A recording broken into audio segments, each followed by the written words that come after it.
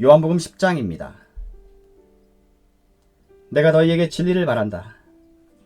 양 우리의 문으로 들어가지 않고 다른 곳으로 넘어가는 사람은 도둑이며 강도이다. 문으로 들어가는 사람이 양의 목자다. 문을 지키는 사람은 목자를 위해 문을 열어준다. 양들은 목자의 음성을 듣고 목자는 양들의 이름을 부르며 그들을 밖으로 인도한다. 목자가 자기 양을 모두 밖으로 이끌어낸 후 양들 앞에서 걸어가면 양들은 목자의 음성을 알기 때문에 그의 뒤를 따른다.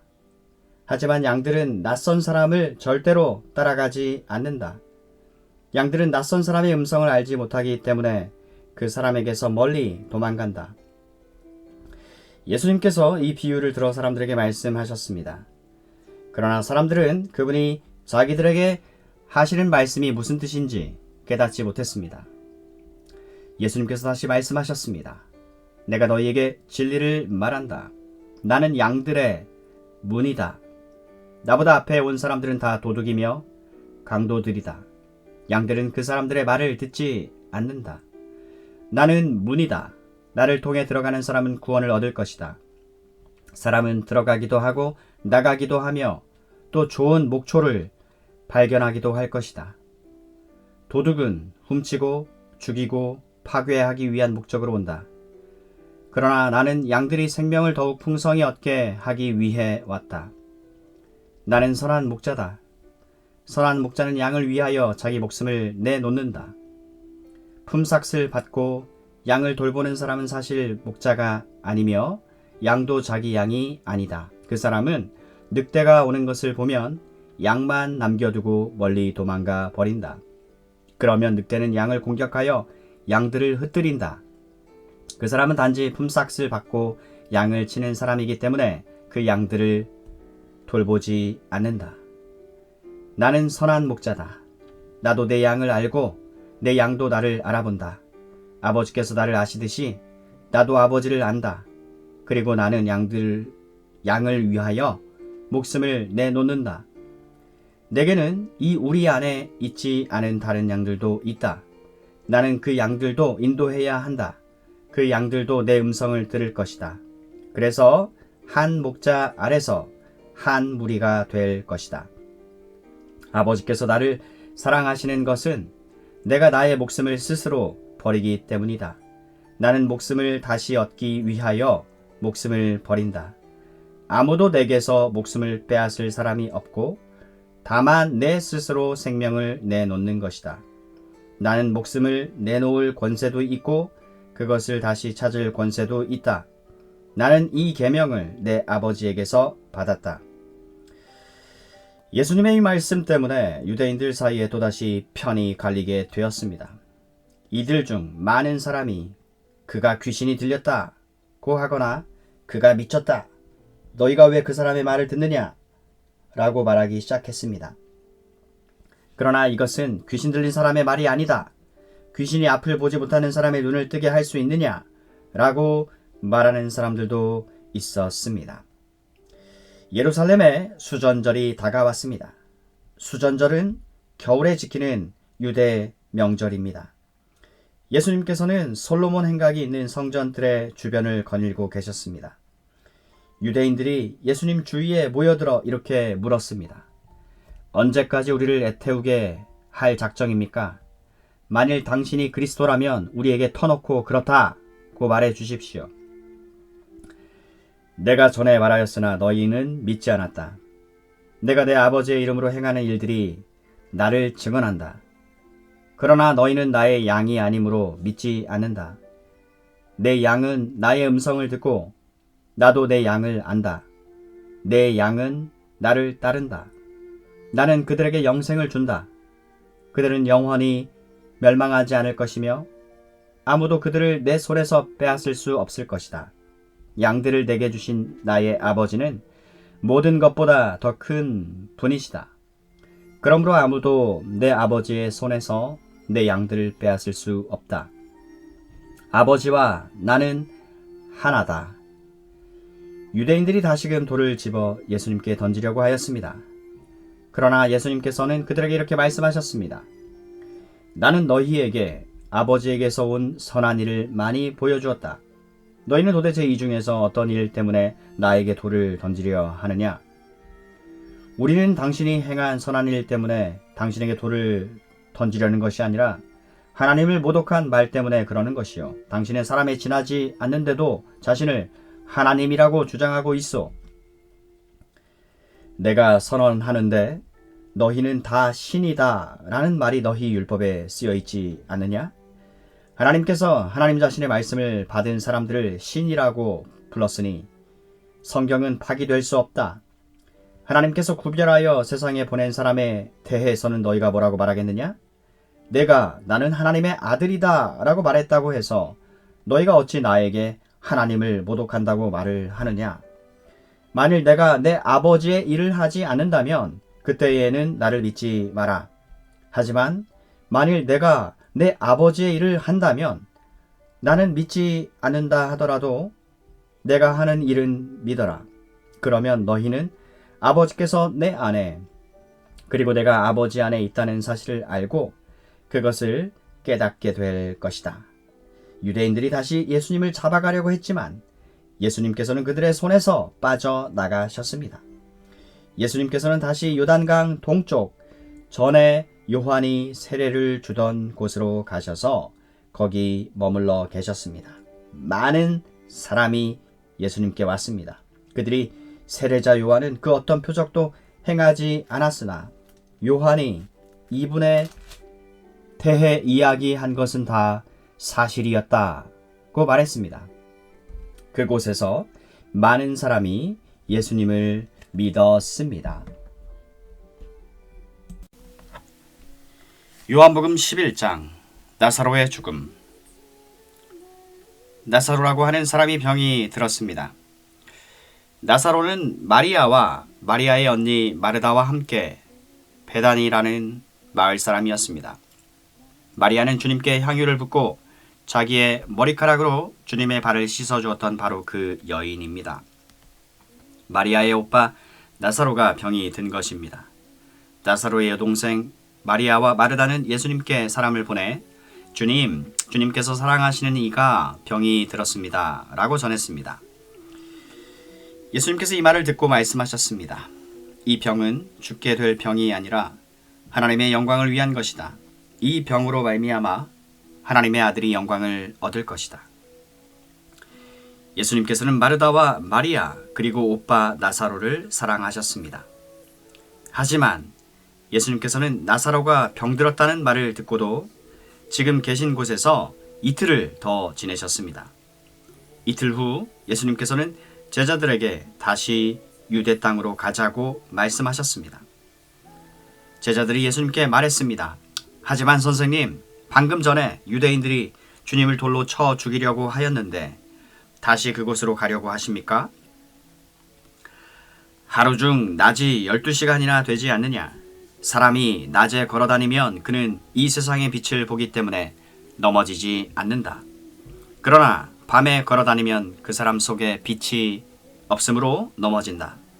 예수님께서 이 말씀을 하신 후에 이렇게 덧붙이셨습니다. 우리 친구 나사로가 깊이 잠들었으니 그를 깨우러 가야겠다.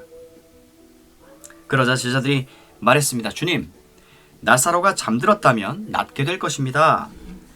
예수님께서는 나사로가 죽은 것에 대해 말씀하셨지만 예수님의 제자들은 나사로가 정말로 잠을 자고 있는 것으로 생각했습니다. 그때 예수님께서 분명히 말씀하셨습니다. 나사로가 죽었다. 하지만 너희를 위해서는 내가 거기에 있지 않았던 것이 기쁘다. 이것은 너희들이 믿을 수 있도록 하기 위함이다. 그러나 이제 나사로에게 가자. 그때 디두모라는 별명을 가진 도마가 다른 제자들에게 우리도 이 주님과 함께 죽으러 가자고 말했습니다. 예수님께서 나사로의 집에 도착했습니다. 그때 나사로는 이미 죽어 무덤 속에 있은 지 4일이나 되었습니다. 베다니는 예루살렘에서 약 3km 조금 못 되는 곳에 있었습니다. 많은 유대인이 오빠를 잃은 마르다와 마리아를 위로하러 두 자매에게 왔습니다. 마르다는 예수님께서 오신다는 소식을 듣고 예수님을 마중 나갔고 마리아는 집에 남아 있었습니다. 마르다가 예수님께 말했습니다. 주님께서 여기 계셨더라면 제 오빠가 죽지 않았을 것입니다. 그러나 지금이라도 주님께서 하나님께 구하시는 것은 무엇이든지 하나님께서 주시리라는 것을 알고 있습니다. 내 오빠가 다시 살아날 것이다. 마지막 날에 있을 부활 때 제 오빠가 다시 살아난다는 것을 제가 압니다. 예수님께서 마르다에게 말씀하셨습니다. 나는 부활이요 생명이다. 나를 믿는 사람은 설령 죽는다 해도 살 것이며 살아서 나를 믿는 사람은 그 누가 되었든지 결코 죽지 않을 것이다. 내가 이것을 믿느냐? 마르다가 대답했습니다. 네, 주님. 저는 주님께서 그리스도이시며 세상에 오시기로 한 하나님의 아들이심을 믿습니다. 마르다는 이 말을 하고는 집으로 돌아갔습니다. 마르다가 마리아를 따로 불러내 말했습니다. 선생님이 여기 오셔서 너를 찾으셔. 마리아는 이 말을 듣자마자 바로 일어나 예수님께로 갔습니다. 예수님께서는 마을로 들어오지 않으시고 그때까지 줄곧 마르다를 만났던 곳에 계셨습니다. 마리아와 함께 집에 있으면서 마리아를 위로하던 유대인들은 마리아가 일어나 황급히 나가는 것을 보았습니다. 그들은 마리아의 뒤를 따라 나오면서 마리아가 통곡하러 무덤에 가는 것이라고 생각했습니다. 마리아는 예수님께서 계신 곳으로 갔습니다. 마리아는 예수님을 보자 그의 발 아래 엎드려 이렇게 말했습니다. 주님께서 여기 계셨더라면 저의 오빠가 죽지 않았을 것입니다. 예수님께서 마리아와 마리아의 뒤를 따라온 유대인들이 우는 것을 보셨습니다. 예수님의 마음은 격한 감정이 들면서 몹시 아프셨습니다. 나사로를 어디에 두었느냐? 와서 보십시오, 주님. 그러자 예수님께서 눈물을 흘리셨습니다. 그것을 보고 유대인들이 말했습니다. 예수님께서 나사로를 얼마나 사랑하였는가 보아라. 그러나 그들 중에는 앞못 보는 사람의 눈도 뜨게 한 사람이 나사로가 죽지 않게 할 수는 없었나? 라고 말하는 사람도 있었습니다. 예수님께서는 몹시 아픈 마음으로 무덤에 가셨습니다. 그 무덤은 입구를 커다란 돌로 막은 굴이었습니다. 예수님께서 돌을 옮겨 놓으라 고 말씀하셨습니다. 죽은 나사로의 여동생 마르다가 예수님께 말씀드렸습니다. 주님, 오빠가 죽어 무덤에 있은 지 이미 4일이나 되어 냄새가 심하게 납니다. 예수님께서 마르다에게 말씀하셨습니다. 내가 믿으면 하나님의 영광을 볼 것이라고 내가 너에게 말하지 않았느냐? 그래서 사람들이 입구에서 돌을 옮겨 놓았습니다. 그때 예수님께서는 고개를 들어 하늘을 보시며 말씀하셨습니다. 아버지, 지금까지 제 말을 들어주셔서 감사합니다. 아버지께서는 언제나 제 말을 들으시는 줄을 제가 압니다. 그러나 저는 주위에 있는 이 사람들을 위하여 그들이 아버지께서 저를 보내셨음을 믿게 하기 위하여 이 말을 한 것입니다.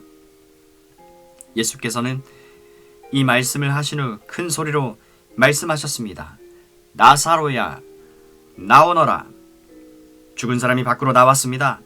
그의 손과 발은 천으로 감겨져 있었으며 얼굴도 천으로 둘러싸여 있었습니다. 예수님께서는 사람들에게 천을 풀어 주어 다니게 하여라 하고 말씀하셨습니다. 마리아에게 조문하러 왔던 유대인들은 예수님께서 하신 일을 보고는 그분을 믿었습니다. 그러나 그들 중에 어떤 유대인들은 바리새인들에게 가서 예수님께서 하신 일을 일러바쳤습니다. 그러자 대제사장들과 바리새인들은 사내들인을 열어 의견을 물었습니다. 어떻게 하면 좋겠습니까? 이 사람은 많은 표적을 행하고 있습니다. 만일 우리가 이 사람이 하는 대로 계속 내버려 둔다면 모든 사람이 그를 믿을 것입니다. 그러면 로마 사람들이 와서 우리 땅과 민족을 모두 빼앗아 버릴 것입니다. 그들 중에 가야바라는 한 사람이 있었습니다. 그는 그 해 대제사장이었습니다. 여러분들은 아무것도 모르시는군요. 민족 전체가 멸망당하는 것보다는 한 사람이 백성을 위하여 죽는 것이 더 낫다는 사실을 깨닫지 못하십니까? 이 말은 가야바 스스로 한 말이 아니었습니다. 그는 그 해의 대제사장이었으므로 예수님께서 유대 민족을 위해 죽게 될 것을 예언한 것이었습니다.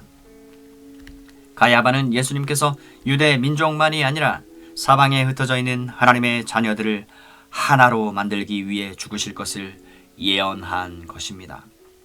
그날 이후 유대의 지도자들은 예수님을 죽일 계획을 세우기 시작했습니다. 예수님께서는 더 이상 유대인들이 있는 곳에 공공연히 다니지 않으셨습니다. 예수님께서는 그곳을 떠나 광야 근처에 있는 에브라임이라는 마을로 가서 제자들과 함께 거기서 지내셨습니다. 유대인의 명절인 유월절이 가까이 다가왔습니다. 유월절이 되기도 전에 많은 사람들이 자신을 깨끗하게 하기 위해 시골에서 예루살렘으로 올라왔습니다. 사람들은 부지런히 예수님을 찾았습니다. 그들은 성전뜰에 서서 서로 물었습니다. 당신들 생각은 어떻소? 그분이 명절에 안 오시지는 않겠지요? 그러나 대제사장들과 바리새인들은 누구든지 예수님께서 계신 곳을 알기만 하면 반드시 자기들에게 알려야 한다고 명령을 내렸습니다. 그것은 예수님을 체포하기 위해서였습니다.